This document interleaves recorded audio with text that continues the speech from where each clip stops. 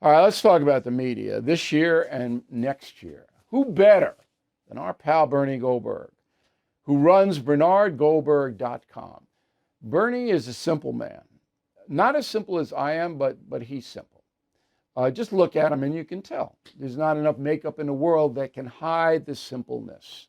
So his website, BernardGoldberg.com, is easy to negotiate, to see, and it's fun. So I command you to go there today. All right, Bernie Goldberg comes from Miami.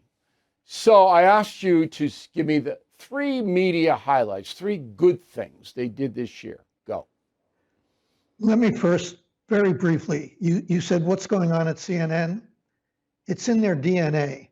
It isn't going to change. It's in their DNA. That's why they keep doing things like that. All right, the three highlights. First highlight, the Wall Street Journal on June 4th ran a story on page 1 that talked about how President Biden, behind closed doors, was showing signs of slipping mentally. The New York Times didn't do this. The Washington Post didn't tell that story. Of all the major mainstream news organizations, the Wall Street Journal said it first. And they had, as a result of that, they came under blistering attack, not only from the White House, but from President Biden's allies in the media.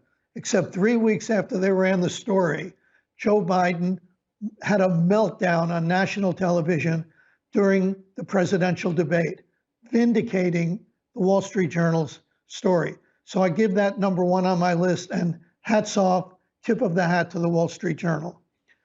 Number two on my list, Fox News Channel, for its coverage of illegal immigration and the chaos in general on the southern border of the United States. Fox did what television news does best.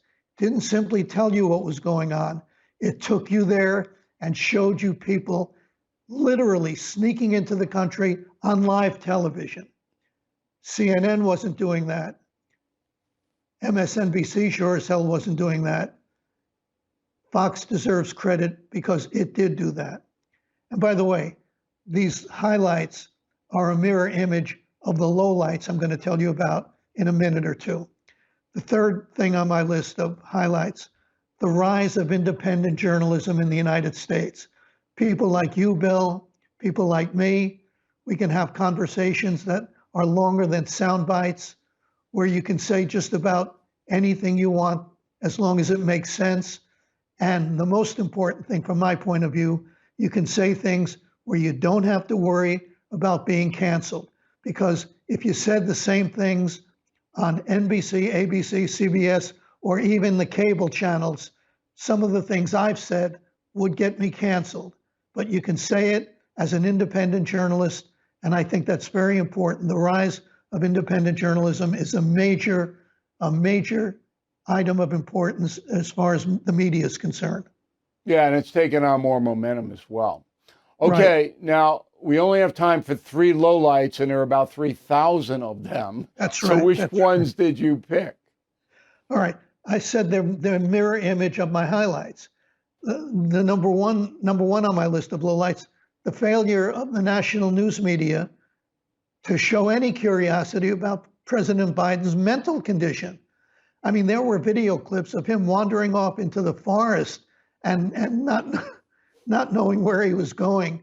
And the White House, and again, their allies in the media, said, well, you're taking it out of context. This was a major issue, and the media intentionally was asleep at the wheel. The second one was the southern border again. The southern border was one of the two major issues that decided the presidential election. Yet if you watched CNN, MSNBC, read the New York Times, the Washington Post, you might not have any idea that there was a crisis on the southern border. Yet just the other day, page 1 of the New York Times, telling us that we've had the biggest influx of immigrants through the southern border ever in the history of the United States, bigger than when they came from Eastern Europe and Europe in general into Ellis Island. This was a huge story, and the Biden administration didn't want it covered, and their friends in the media didn't cover it. My last one was how most news organizations fail to notice the shift to the right of the electorate, the American electorate. I'm going to give you an example of a very good journalist, David Ignatius, columnist for the Washington Post. He's a liberal, but he's not a crazy left-winger. On election night, when it became clear that Donald Trump was going to win, David Ignatius said, "This election makes me realize how little I understand the American character in 2024. I am mystified by the outcome." This is a smart guy, and he's mystified by the outcome, which prompted me to write on my website that David Ignatius, a bright guy, knows more about what's going on in outer Mongolia than what's going on in middle America. Yeah, because they live in bubbles. All right, those are good. Exactly, those are good. Exactly. So my analysis is 2025 is going to be the worst year for corporate media in the history of media. You're already seeing changes, big changes. All of the anchors and pundits are going to get their salaries cut significantly. That's already begun. A lot of them have been furloughed. That's a polite word for fired. Chris Wallace, first one to go. And that's going to continue, as is the decline in audience. Now, once the inaugurations happens, then Fox News, which is riding high because they rode the Trump wave, they'll start to decline again as well. Primarily because most of these network and cable news outfits are boring. They're repetitive. Exactly. They got a panel of 5, 6 people. You don't know who the people are. You forget what they say 30 seconds after they say it. It's meaningless. Not only are they corrupt, rooting for Biden, covering for the liberals, all of that, but they're boring. And that's why this whole thing is going to collapse in 25. I think you're right. Now, I'm with Yogi Berra, who said predictions are hard, especially when they're about the future.